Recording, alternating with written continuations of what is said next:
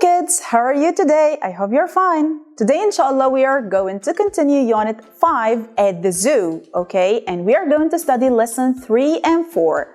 Okay, but please, before we start, as you know, don't forget to like and share the video and subscribe لقناة سكولا كيدز على اليوتيوب عشان تقدروا تتابعوا كل الحلقات وكل الدروس. كمان ما تنسوش تعملوا جوين لجروب الفيسبوك تالتة ابتدائي عربي ولغات مع الاسكوله علشان تقدروا تتابعوا كل أخبار grade 3. Well, what are we going to study today? النهاردة إن شاء الله we are going to talk about animals and their habitats. What's the meaning of habitat? طب animals وعارفينها، لكن إيه habitat؟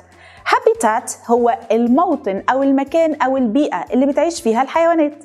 Okay, يعني مثلا for example, do you know where does the lion live? Well, so it lives in grasslands. طيب, do you know what about the hippo? Where does the hippo live? Well, the hippo lives in the lake. Well, what about the panda? Do you know about it? Where does the panda live? Well, it lives in bamboo forest. Okay? يبقى these are the habitats أو المواطن بتاعة الحيوانات. Okay? This is what we are going to talk about today. We also going to move to math and we are going to learn about fractions. Okay? What are fractions?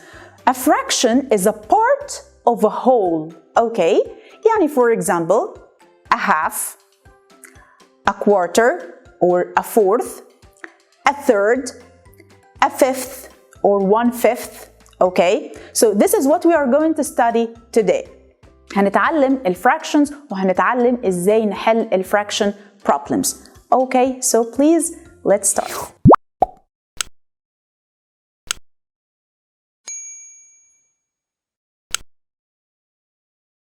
Animals and their habitats. Okay, يعني ايه habitat؟ Animals وعارفينها. Okay, like lion, giraffe, hippo, elephant. لكن what about habitat؟ يعني ايه habitat؟ habitat اللي هو المكان، تمام، أو البيئة اللي بيعيش فيها الحيوان ده. يعني مثلا احنا عارفين إن كل حيوان بيعيش في مكان معين، تمام، بيكون له بيئة معينة بخصائص معينة. يعني مثلا لو اتكلمنا عن camel، الجمل، تمام، الجمل بيعيش فين؟ Great in the desert، في الصحراء، صح كده؟ يبقى دي الهابيتات بتاعته. لو اتكلمنا مثلا عن fish، طب هي الفيش بتعيش فين؟ Yes, in the sea أو in the water، تمام؟ لأن دي الهابيتات بتاعتها، البيئة بتاعتها. Okay? Well, so this is what we are going to talk about النهاردة. طيب, let's see كده. We have here the animals that we talked about last time. We have lion, great, and this giraffe, panda, elephant, penguin, and hippo. Very good. Okay. And we have here 4 habitats, 4 أماكن مختلفة أو 4 مواطن مختلفة للأنيمالز. We have grasslands. Grasslands اللي هي الأراضي الخضراء زي الغابات. Okay. Bamboo forest. Bamboo forest اللي هي غابات البامبو. تمام. Lake. Lake يعني بحيرة. Sea. Sea اللي هو طبعا البحر.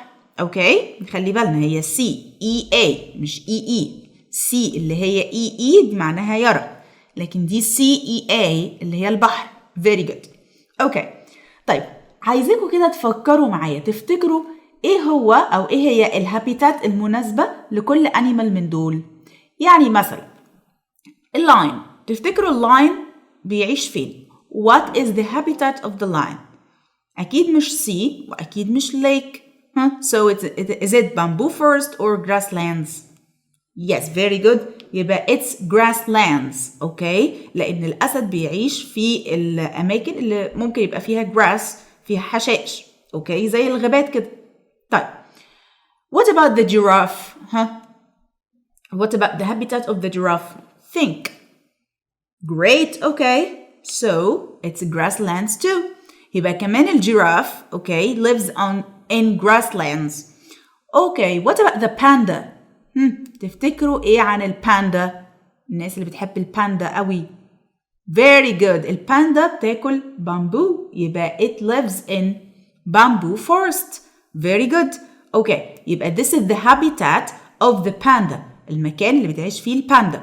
What about the elephant? What do you think about the elephant? Great, grasslands too. يبقى now we have 3 animals, okay, that live in grasslands. Lion, giraffe, and elephant. But the panda lives in bamboo forest. Okay, what about the penguin? Yes, the penguin lives in the sea. Yes, great, lives in the sea and in snow. بيعيش في المية وفي الجليد كمان. Well, and what about the hippo? Great, so the hippo lives in the lake. Okay, يبقى these are the different habitats of each animal.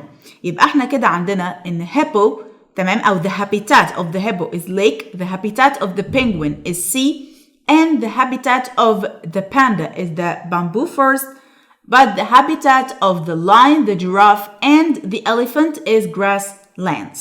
Okay, great. But let's do this exercise. Where does the hippo live?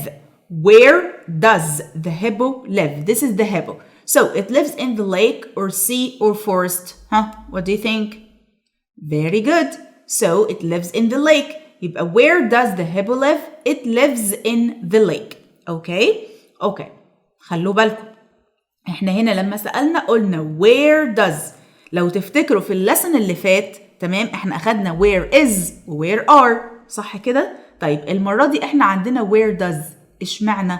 علشان احنا هنا عندنا verb تمام اللي هو verb live. ما ينفعش اقول where is the hippo live تمام لان ده present simple تمام مضارع بسيط. طيب في present simple تمام احنا بنبدأ بأداة الاستفهام اللي هي where هجيب بعدها does علشان انا بسأل على hippo واحد. يبقى where does the hippo بعد كده live تمام. live هنا لازم يكون الverb infinitive او مصدر علشان انا عندي does تمام.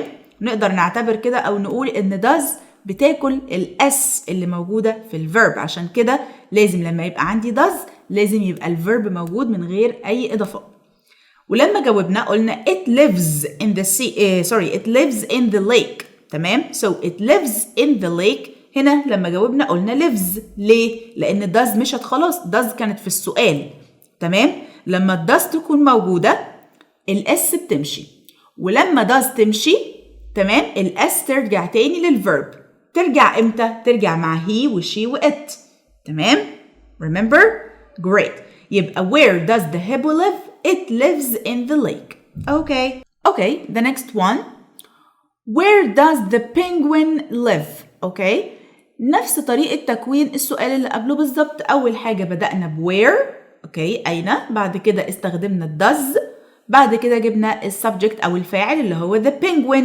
يبقى where does the penguin. طبعا هنا استخدمنا does علشان عندي penguin واحد. does بتيجي مع المفرد. وبعد كده live في infinitive أو مصدر تمام بدون أي إضافات من غير اس من غير أي حاجة خالص. يبقى where does the penguin live؟ أين يعيش البطريق؟ Okay, so where does the penguin live? Lake or grasslands or sea? Very good. يبقى it lives in the sea. It lives in the sea. نخلي بالنا اهو تاني واحنا بنجاوب بنقول it lives لأن مع he و she و it لازم أحط للفيرب اللي بيجي بعدها اس تمام. ده في حالة إن أنا طبعا بتكلم عن إيه؟ بتكلم عن حقائق أو بتكلم عن يعني بستخدم present simple. بستخدم مضارع بسيط. Okay. يبقى where does the penguin live? It lives in the sea. Great. طيب what about the next one? Where does the panda live? نفس الكلام. Where does the panda live? Sea or bamboo forest or grasslands? Great. يبقى it lives in the bamboo forest. It lives نفس الكلام. lives in the bamboo forest. Well, طيب look at this one. Where do the lion, the elephant, and the giraffe live? ايه ده يا مس؟ احنا هنا جالنا where do مش where does. Yes. احنا اتفقنا من شوية ان does بتيجي مع الايه؟ مع السنجلر مع المفرد. وانا هنا كنت بسأل على hippo، بسأل على penguin، بسأل على panda. حاجة واحدة بس عشان كده قلنا where does. تمام؟ طيب هنا ليه بقى قلنا where do؟ برافو عليكم. عشان هنا أنا بسأل على 3 animals. بسأل على إيه هنا؟ على lion تمام و elephant و giraffe. يبقى أنا هنا عندي 3 animals فما ينفعش استخدم does. في الحالة دي أنا هستخدم do. يبقى where do where do the lion, the elephant and the giraffe live. Okay, you understand? Great. Okay, طيب يبقى where do the lion, the elephant and the giraffe live? In lake or grasslands or bamboo forest? Yeah, they live in grasslands.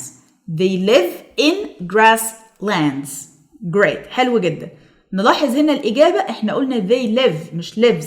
ليه؟ علشان أنا هنا عندي they، عندي جمع، يبقى ما ينفعش أحط للverb s.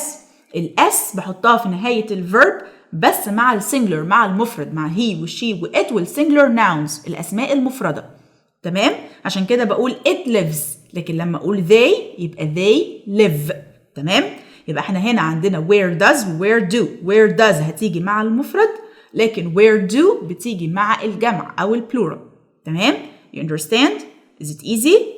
Very good. طيب, let's move to the next one. Look, read and complete. Okay, we have hippo, grasslands, giraffe, bamboo, forest. Okay, the first picture.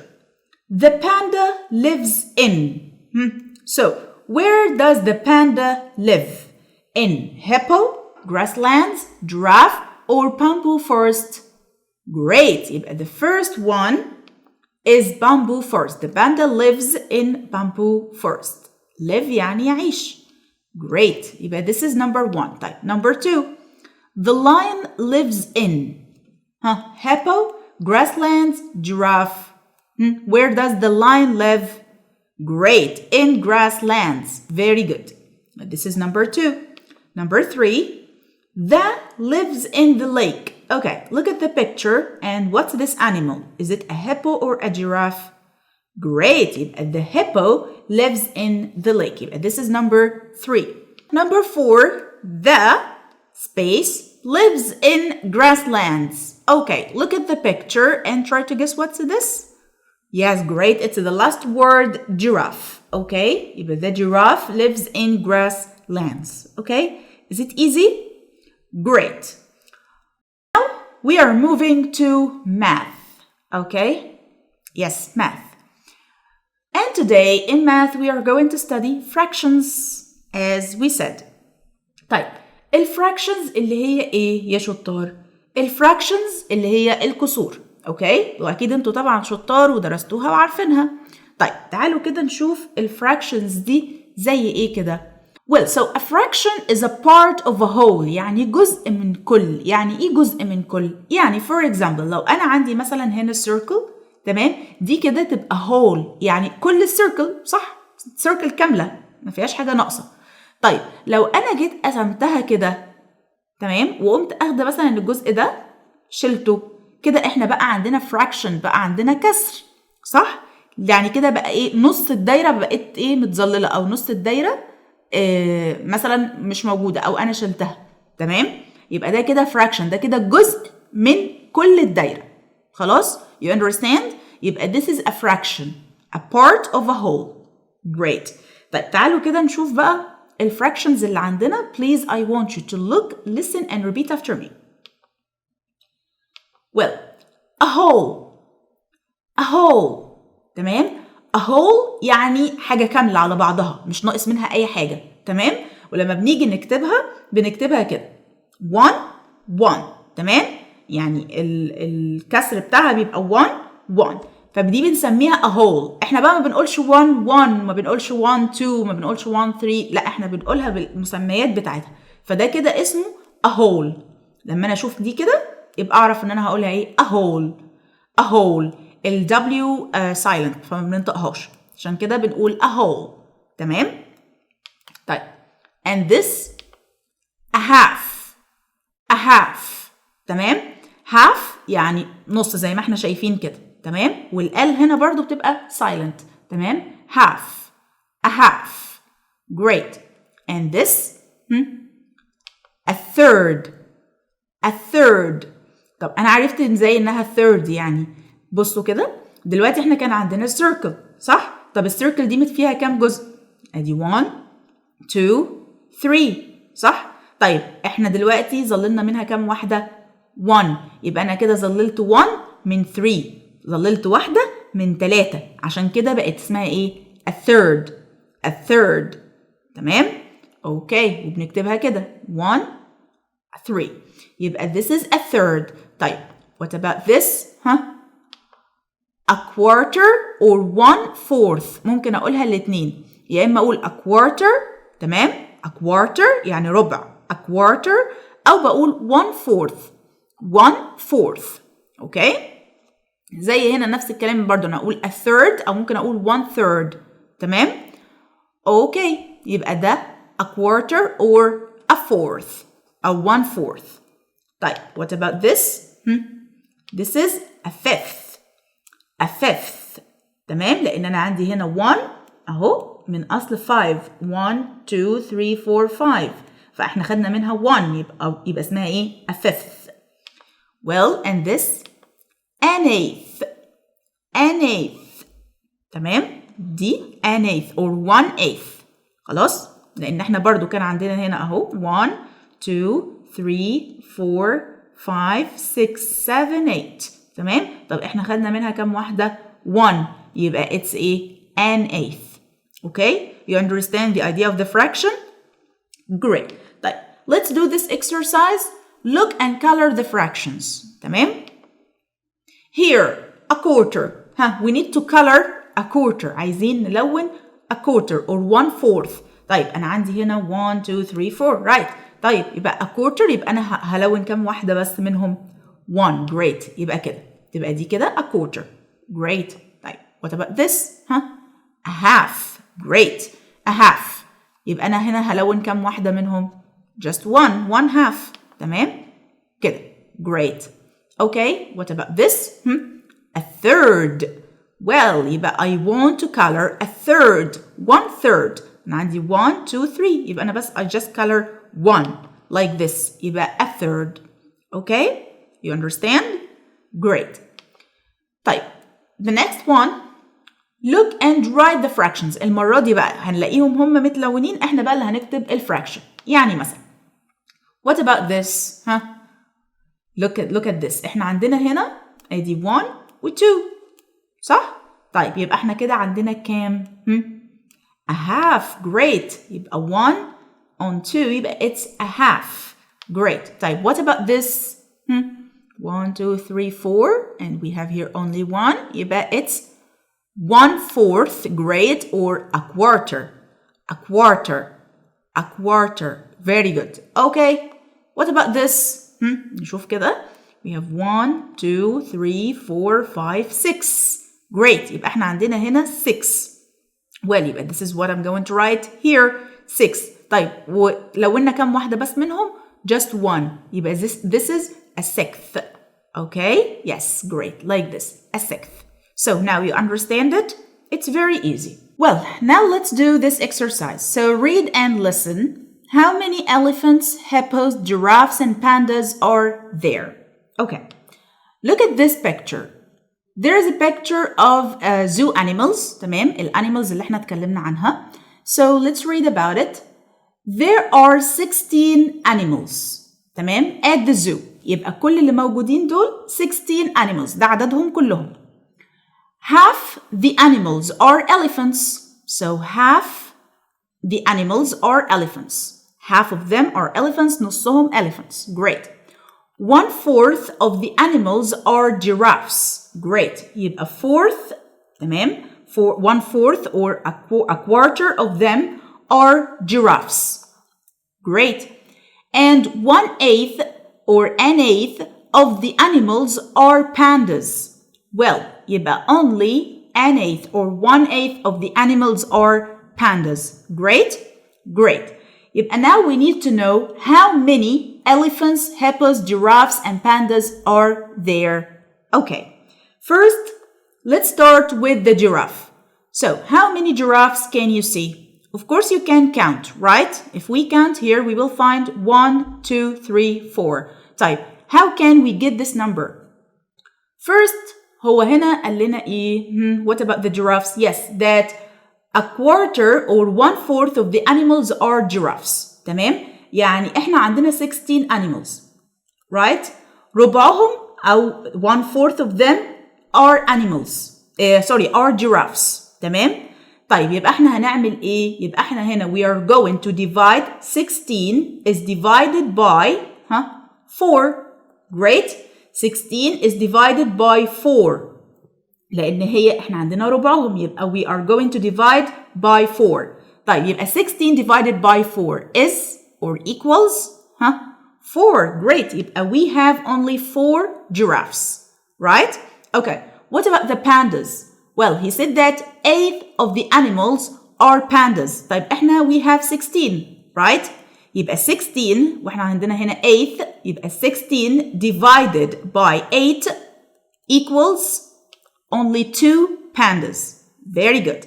Well, the same as the hippos. So 8 of the animals are hippos. Okay? يبقى we also have 2 hippos. 16 animals divided by 8. Okay? It's 2 hippos. Well, what about the elephants? So how many elephants at this zoo?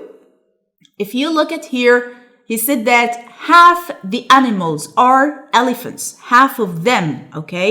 So half, we have here 2. يبقى 16 animals divided by 2, okay? It equals, great, 8 elephants, okay? If you want to make sure you can count, okay? Well, so we have 8 elephants. Now you know how to get the fractions. عرفنا ازاي نجيب الفراكشنز وازاي نقدر نجيب النمبرز. Great.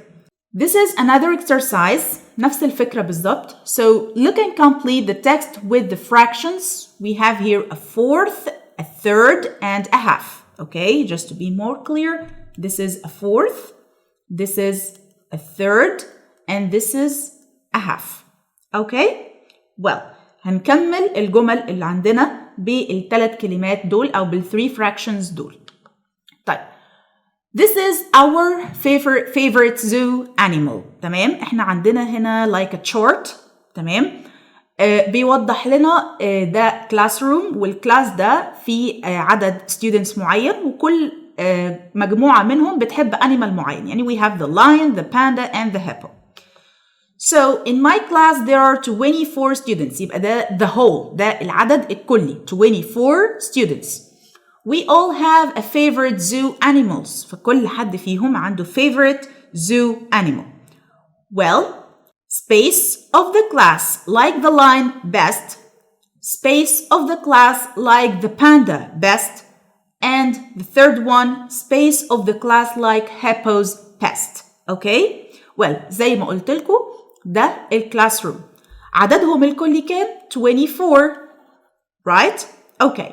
طيب احنا بقى محتاجين نعرف هل هم half of them ولا a quarter of them أو fourth of them أو a third of them ربعهم ولا نصهم ولا تلتهم بيحب كل حيوان من دول.